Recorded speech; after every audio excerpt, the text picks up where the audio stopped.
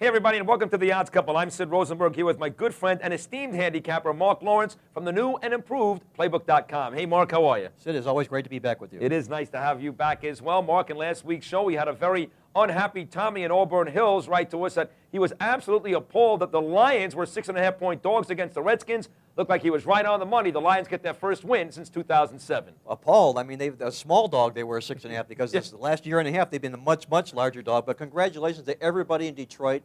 In the Motor City, the monkey's off their back right now. Watch out for the Detroit Lions. I think they're going to play some pretty good football. So do I. I agree. The kid Stafford is pretty good. There are teams a lot worse in the NFL right now. We'll start with St. Louis. But speaking of right on the money, let's get to our top 3 trends, Mark, here for week number 4 of the NFL season. Trend number 1, the Baltimore Ravens head to Foxborough this Sunday. And even though they've won the money the last 2 weeks, things may be different up in New England this time around.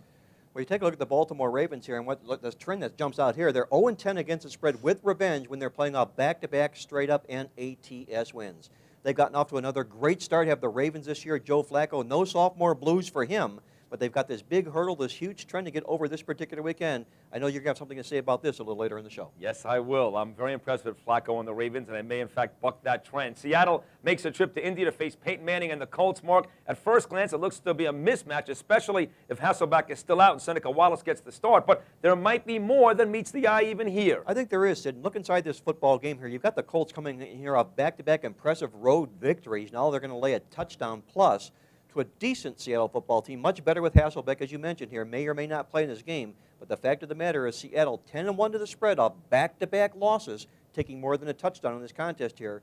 Take the points with the Seabags. How about that? Okay. Mark Sanchez and the football Jets. Mark riding high in New York, but trend number 3 may take some wind out of the sails for the Jets this Sunday as well. Well, the Jets riding high right now, but Sid, 1-10 to the spread in the month of October when they're off back-to-back wins and covers, much like the same negative stat for we talked about Baltimore earlier here, but you know something, Sid? I know you're going to have something to say about this later in the show as well. This does not look good. Does not bode well for me early here, by the way. But, of course, what do you expect at this point? You've been watching the show for 2 years, right? Time to check out our inbox, Mark, to answer one of your handicapping questions. Sam in Roanoke, Virginia, by the way, a lovely place, is looking to spice things up for this week's putrid matchup between the Buccaneers and the Redskins. Wants to know where the smart money lies. The Redskins, 7-point favorites at home off a loss to the Lions. The Buccaneers, shut out by the Giants last week. Maybe, if not St. Louis, the worst team in football. I ask you, Sid, can there be smart money in this football game? Yeah, smart money is leave in your pocket. Exactly right. When you play garbage to garbage, you expect garbage. Okay, that's the bottom line to this Lipstick football on a game. pig, basically. Exactly right. You can dress her up, but she's still a pig. Okay, no matter what you want to call it. Leave the football game alone, guys.